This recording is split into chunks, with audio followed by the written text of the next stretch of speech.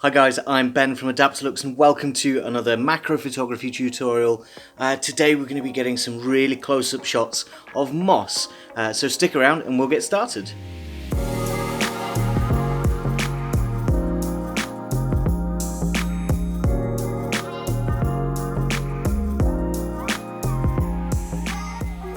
So moss. This subject was actually suggested by Sam, the creator and founder of Adaptalux, and he said to me, you should shoot some moss. And I was thinking, is moss really that interesting? Turns out it really is. I've already shot a couple of pictures of this little piece of moss here, and it can get really interesting when you get nice and close up there. And that's exactly what we'll be doing. Now usually we shoot on a 90mm Tamron lens, which is quite far out. But what we're shooting on today is a reverse lens setup, and I'll show you that in just a sec. But for now, I just want to show you the setup that we're using to shoot these moss pictures. The setup couldn't be much simpler, really. We've got the camera sat here on a mini tripod. We've got the Adaptalux Studio for our lighting sat on a mini tripod as well. And then we've got our piece of moss in the middle here. I've raised it up on an upturned bowl just to raise it up to sort of a similar level to our camera so that we can shoot across. And this is going to make all of those stalks and things look like we're in some sort of alien or enchanted forest or something like that. So that's going to be really interesting to be shooting across into the moss. The other thing that I've got is a little spray bottle just with some water in it, and this is going to make some nice little sort of water drops on the different pieces of the moss when we get up close. So that's going to be really interesting to experiment with. And obviously things are going to get wet, so make sure you have some paper towels around to dry everything up. Now let's take a look at this lens. So I'm not going to be doing a full breakdown of how to reverse lenses. That's a topic for another time, but I will show you the setup that I'm using today, which consists of a reverse 50mm lens. So this is just a normal 50mm lens. And what I've done here in preparation for putting a couple of adapters on here is strapped down the aperture pin just here. And what this does is allow us to still have control over our aperture even though this control surface isn't attached to the camera anymore. So you'll see that if I hold this pin down, I can still manipulate our aperture inside the lens there, but if I let go of that, it's going to force itself open, and then you can't control the aperture at all. So the first thing you're going to need to do is find this little pin and hold it down in some way. I'm just using an elastic band wrapped around. You can blue tack it or put some sticky tape, something like that will do fine to hold that little pin in place whilst you reverse your lens. Now to reverse a lens, we're going to need a reversing ring. Now this just screws onto the thread at the front of your lens that's normally reserved for things like filters, and then onto the front of that thread you can then attach your camera adapter. So this is an extension tube with a camera adapter on the front of it. So this is a Nikon style adapter, and that then means that we can attach this onto our camera body.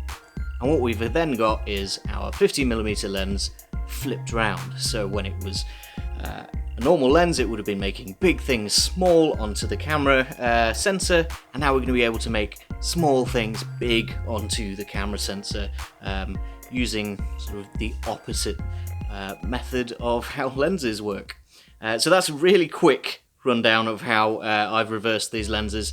There's a couple of different methods, and you can add more or less extension tubes. It's all really cheap. It's much cheaper than buying a dedicated macro lens, and often you can get just as good results, and you can often get even closer as well. So that's what we're going to be doing today. I'm going to set up this camera again, and then we can take a look through the viewfinder and see just how close this lens setup actually gets us. With a pretty simple setup like this, that's basically all there is to talk about. We've got our moss here with those nice little stems, we've got our lighting, and I'm just going to plug in a single white lighting arm. Now this is a lighting arm S, so it's really, really bright. And I'm going to bring it in nice and close onto our moss. And then we've got our reversed lens on our camera. And I'm just going to hit record here and see exactly how close in this shot is. So you can see there, we've got a really, really zoomed in view of our moss. Now you can of course freehand this and go exploring inside this moss. It's almost like a forest in itself when you get down this close. You can get down nice and low and go for the sort of the small grassy areas at the bottom, or focus in on those stems. Now I really like the look of these stems and the way that they hang down. It almost looks sort of like an alien landscape.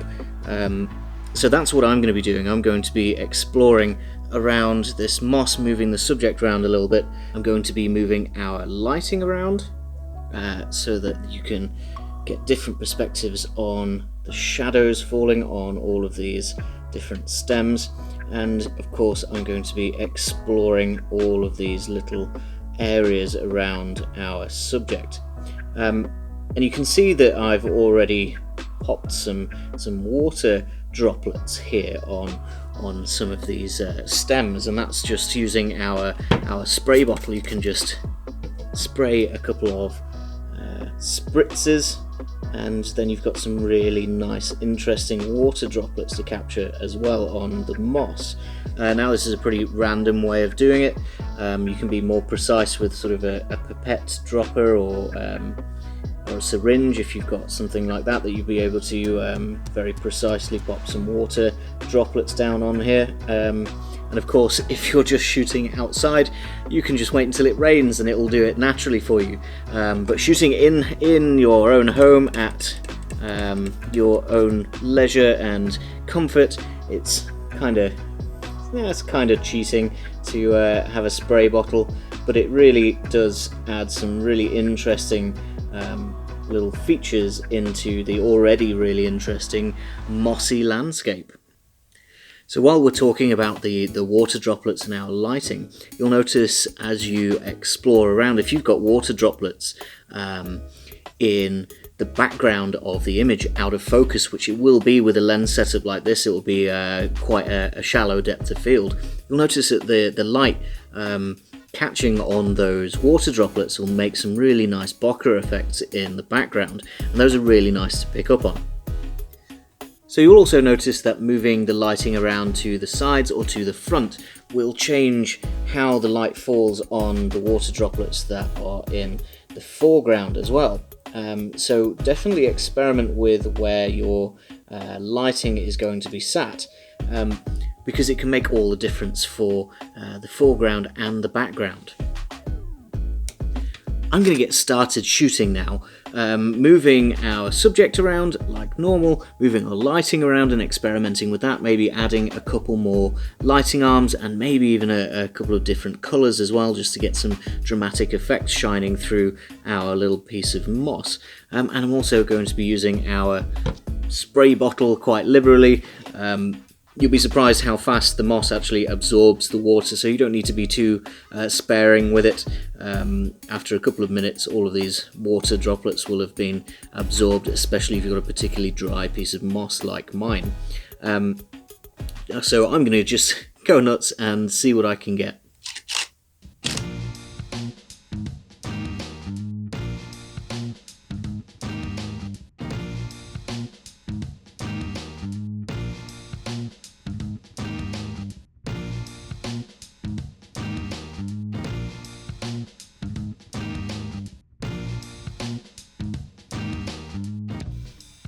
Wanted to stop here just for 1 second and show you exactly what I've done here.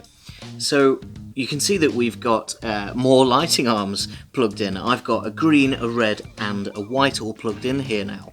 And there's a reason for this. It's because I wanted to illuminate the background and have some separation between the foreground and the background. Our foreground is some water droplets on some of these stems. And they look really nice, and they shine. The light shines through those water droplets. So I've illuminated the background with red, which I think gives it a really interesting, surreal feel, almost like a forest fire or something in this enchanted jungle that is our moss. So I really like that look. I've also brought the green lighting arm in down from the top, just to really make the green on those stems pop a little bit more, and have a green catch light in the water droplets as well. Our main light is still the white lighting arm coming around the front, so that we've still got that representative green of the moss itself. But overall, I really like this little lighting setup, and it only took about 5 minutes to figure out and put together, and it's got some really cool images out of it. So when Sam suggested moss to be a really cool macro photography subject, I was a bit skeptical, but I am sold. This is a really cool little subject that you guys can try out at home with very little effort. The setup is really simple. You have your spray bottle and your lighting, and it's just about exploring this weird and wonderful self-contained little alien landscape that is a piece of moss. So I'm surprised, but I'm sure a lot of you guys won't be. Let us know down in the comments what you think to today's shoot.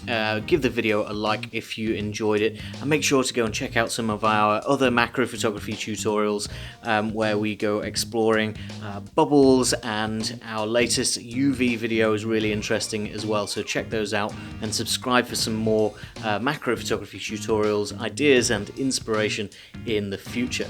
Until then though guys, thanks for watching, and I'll see you next time.